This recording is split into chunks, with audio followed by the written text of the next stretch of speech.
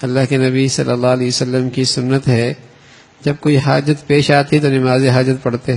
اب کون پڑھتا ہے؟ نمازی بھی نہیں پڑھتا، حاجی بھی نہیں پڑھتا، دین نماز شخص بھی نہیں پڑھتا. اس سے کیا ہوتا ہے؟ ایک ہی دوڑ لگی ہے، مادیت اسباب، مادیت اسباب، مادیت اسباب. اب دماغ جاتا ہی نہیں کہ میاں نماز بھی پڑھنی ہے، حاجت کے اللہ سے بھی کچھ آواز دینی ہے. اس سے کیا ہوتا ہے؟ اسباب ہے نا، کام ہو جائے گا. نہیں ہے نا، بس نہیں ہوگا. اب غیبی نظام پہ اعتماد ہی ختم ہو گیا.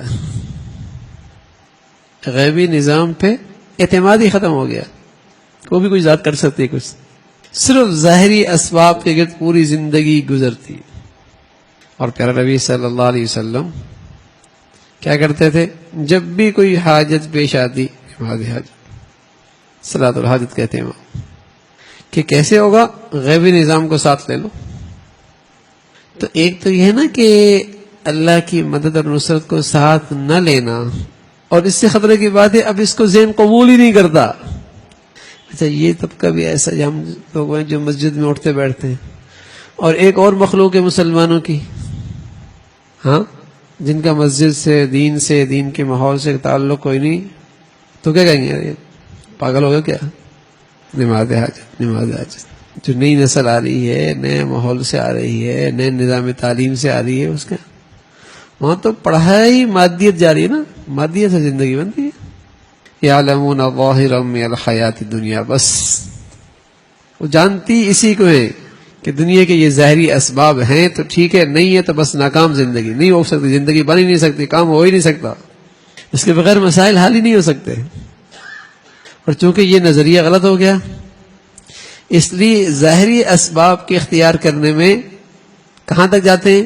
چاہے اسلام بھی چھوڑنا پڑے، چاہے اللہ سے کتنی بڑی دشمنی مول لینی پڑے، اس کے لیے تیار ہو جاتے ہیں. وہ اس غلط سوچ کا نتیجہ ہے کہ دنیا کے کام بنانے کے اسباب کے پیچھے وہاں پہنچتے ہیں کہ اللہ کے مقابلے دشمنوں میں کھڑے ہو جاتے ہیں. اگر یہ سوچ ہوتی کہ اللہ کی مدد اور نصرت کے بغیر کچھ نہیں ہوگا، اسباب پھر بھی اختیار کرتا لیکن اس اسباب میں اللہ کی رضا کا خیال رکھتا. یہ فرق ہوتا.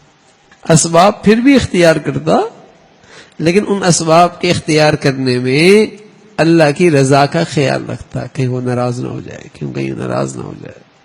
اس لیے پیارے رسول صلی اللہ علیہ وسلم کی سنت یہی ہوتی، حاجت کی نماز، دعا کا اہتمام، صدقے کا اہتمام، اسباب بھی اختیار کرتے.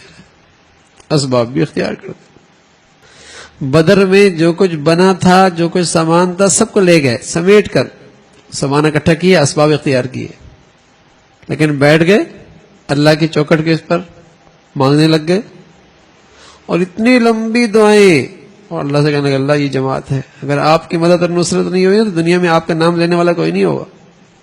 بار بار آپ کے کندھے سے چادر ہٹ جایا کرتے، لمبی دعائیں کر رہے بیٹھ کے.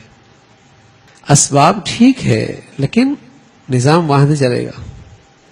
فرمایا کہ احکام الہی کی پابندی سے اللہ کی امداد ہوتی ہے جس کا سینکڑوں برس تک تجربہ کیا جا چکا ہے. جب تک مسلمان سچ مچ مذہبی دیوانے بنے رہے، دنیا ان کی جوتیوں سے لگی رہی. ہم کہتے نہیں یار اتنا آگے بھی نہیں، اگر اتنے مسائل کھڑے ہو جائیں گے کام ترقی نہیں ہو سکتی. اب ذرا سوچ دیکھیں، یعنی مذہب کو، اسلام کو ترقی کے راستے میں رکاوٹ سمجھ رہے، دین پہ چلنے میں، اپنی کامیابی میں اسے رکاوٹ سمجھ رہے، تو کہاں کا مسلمان، کیسا مسلمان؟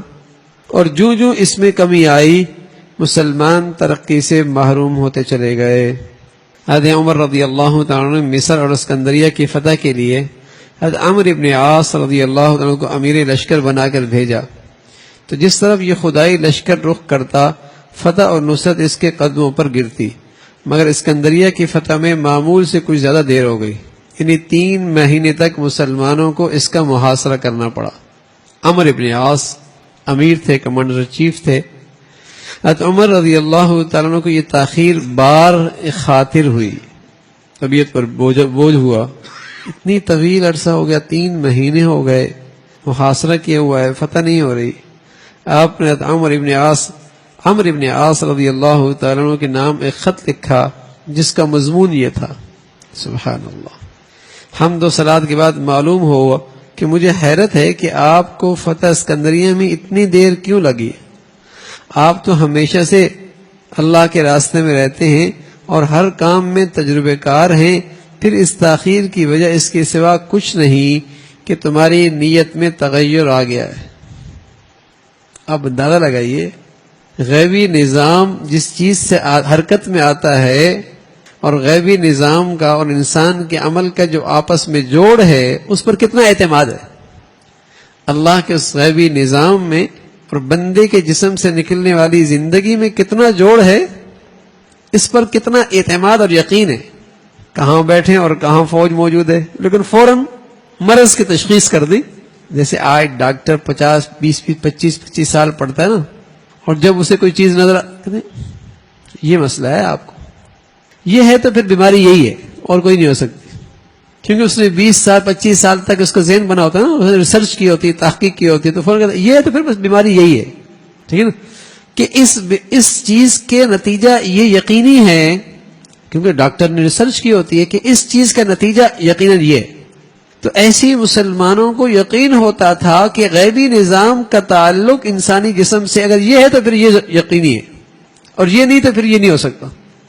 فرمایا لگتا ہے تمہاری نیت میں تغیر آ گیا اور تم دنیا سے اسی طرح محبت کرنے لگے جیسے تمہارے مخالف اس میں مبتلا ہیں، تو برابر ہو گیا، تو مقابلہ برابر کا چل رہا ہے۔ پھر تو جو کمزوری ان میں ہے وہ تمہارے اندر بھی ہوگی، تو مقابلہ جیت کیسے ہوگی؟ حق تعالیٰ خلوص نیت کے بغیر فتح نہیں دیتا۔ بس جس وقت میرا یہ خط پہنچے فوراً لوگوں کو جمع کر کے ترغیب دیجئے اور مسلمانوں کو سمجھائیے کہ ہر مسلمان اپنی حرکت و سکون میں صرف رب الارباب کی خوشنودی اور کلمہ حق کی تبلیغ کا قصد کرے۔